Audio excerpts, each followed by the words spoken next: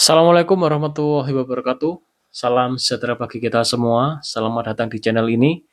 Kita akan belajar bersama seputar lambung. Barangkali video-video dari saya ya bisa memberikan wawasan atau pengetahuan ya bagi teman-teman yang memiliki keluhan seputar lambung.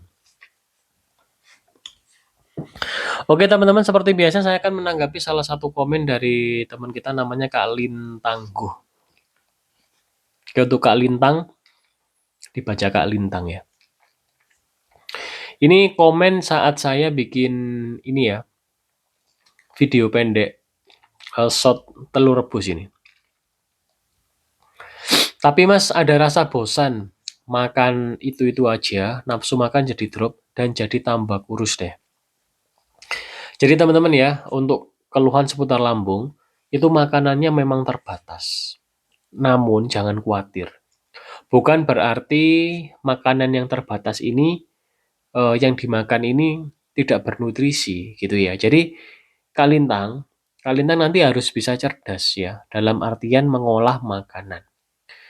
Dan nutrisinya harus juga lengkap gitu ya. Semisal kakak bosan ya dengan telur rebus. Telurnya bisa diomelet, bisa diceplok.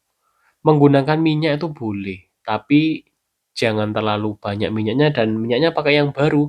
Dan kalau bisa jangan setiap hari. Kemudian kak, kalau mau bikin minuman ya, kalau saya kan rekomendasikan minuman itu teh binahong ya. Nah, ini kasih aja madu. Kasih aja madu. Pakai madu murni ya. Madu manis atau madu pahit boleh gitu. Sehingga biar kita tuh merasakan kenikmatan manis ya. Manis kan kalau dirasa mulut kan membuat kita bahagia ya. Itu imun kita naik. Tapi manisnya tidak asal manis. Manisnya dari manis yang alami dan bagus untuk tubuh kita karena bernutrisi. Ada beberapa nutrisi dari madu yang bagus untuk kesehatan, terutama kesehatan pencernaan. Nah, Kalintang, nafsu makan jadi drop dan jadi tambah kurus. Itu kebanyakan memang keluhan seputar pencernaan. Awal-awal di 1 sampai 2 bulan tuh nafsu makan kita itu hilang gitu. Karena apa? Imun kita menurun. Nah, dengan nutrisi yang bagus masuk seperti telur, ayam ya, madu, kemudian kurma, alpukat, nanti tubuh kita akan fit lagi. Nah, sehingga nafsu makan kita muncul. Nah, tantangan kita saat nafsu makan kita muncul itu kita jangan sampai terpengaruh kepada makan makanan yang kurang bagus untuk pencernaan, ya. Saya di sini bilang menjaga pola makan, tidak menjelekkan makanan itu, tapi makanan itu ya tidak bagus untuk pencernaan kita. Jadi istilahnya teman-teman ya, semisal kita tidak boleh makan bakso, semisal kita tidak boleh makan mie, ya. Itu bukan saya menjelekkan makanannya, tidak. Makanan itu kalau kita makan membuat pencernaan kita memburuk. Nah, oleh karena itu kita harus pilih-pilih. Nah, kenapa kok bisa memburuk? Karena olahan dari bakso ya atau mie itu ya dia menggunakan tepung terigu. Tepung terigu itu dari gandum. Gandum itu mengandung protein gluten. Tidak bagus untuk pencernaan, kita ketahui protein gluten itu. Nah, teman-teman yang mengalami keluhan seputar lambung, baik itu gastritis atau GERD, coba melaksanakan ya, atur pola makan ini dengan ikhlas. Dengan ikhlas dalam artian dinikmati betul. Kita makan telur rebus dinikmati. Karena apa? Kita ingin sembuh, kita ingin pulih. Dan nanti setelah pulih tetap jaga pola makan. Kita boleh makan makanan yang semisal diolah menjadi berbagai jenis makanan seperti omelet telur, seperti ayam digoreng boleh. Tapi syaratnya itu tadi kalau goreng pakai minyak yang baru.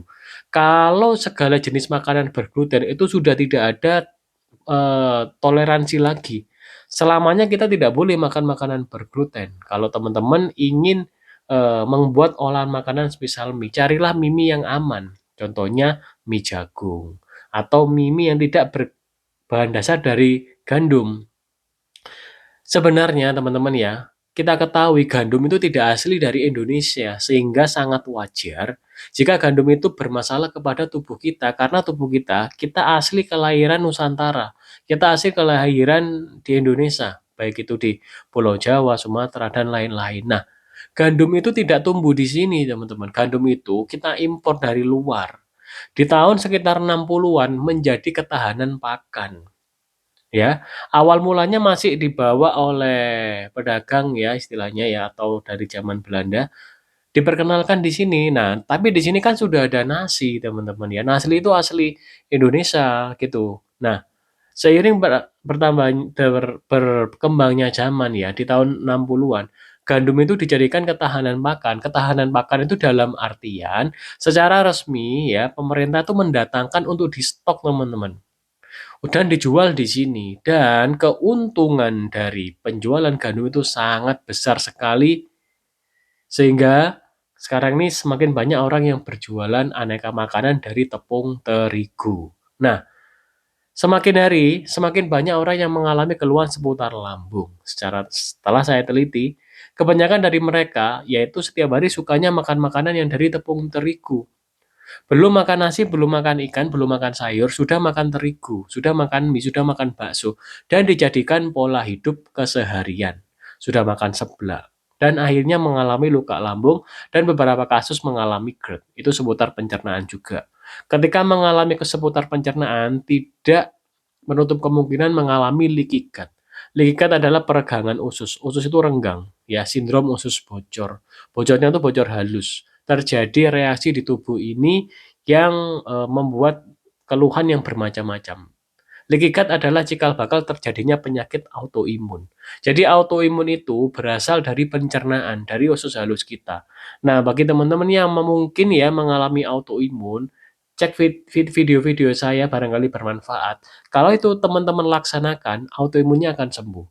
Keluhan lambung juga akan sembuh. Karena di sini saya adalah pejuang GERD ya, dan ada leaky gut juga yang sudah pulih ya. Pulihnya tidak instan, memerlukan waktu di 9 bulan dan bahkan lebih. Saya 9 bulan sembuh, kena lagi, kemudian menjaga pola makan dan sembuh di waktu beberapa bulan saja.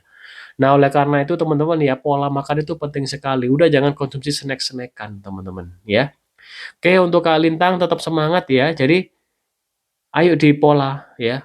Makanan yang aman untuk kita dipola sehingga biar bisa pulih total. Nanti kalau udah pulih total, jangan di pikiran kita ini kita kembali ke makanan yang kita pantang. Karena saya dulu gitu, teman-teman ya.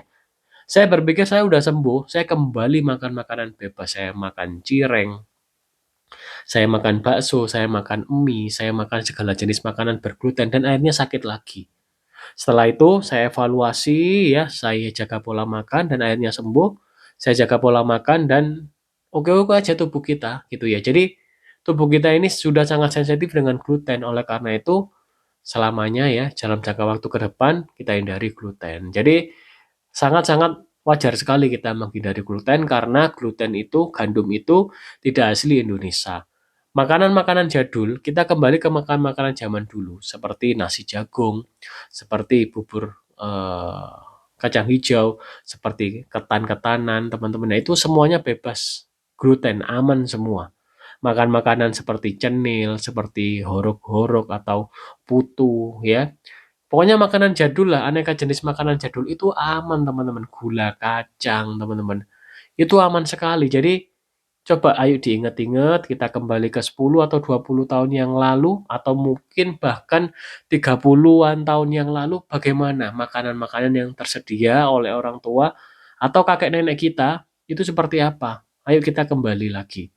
Jadi teman-teman ya, keluhan seputar pencernaan kuncinya di jaga pola makan. Namun menjaga pola makan saja tidak cukup. Harus memasukkan nutrisi untuk yang ada luka lambung, penyembuhan luka lambung. Yang ada GERD untuk pemulihan GERD-nya. Bisa menggunakan probiotik ya, bisa menggunakan beberapa vitamin dan mineral. Nah, teman-teman, terima kasih sudah menyimak video ini sampai habis dan mohon maaf apabila ada salah kata, silakan komen kalau mau tanya-tanya atau sekedar menanggapi video atau pernyataan saya ya.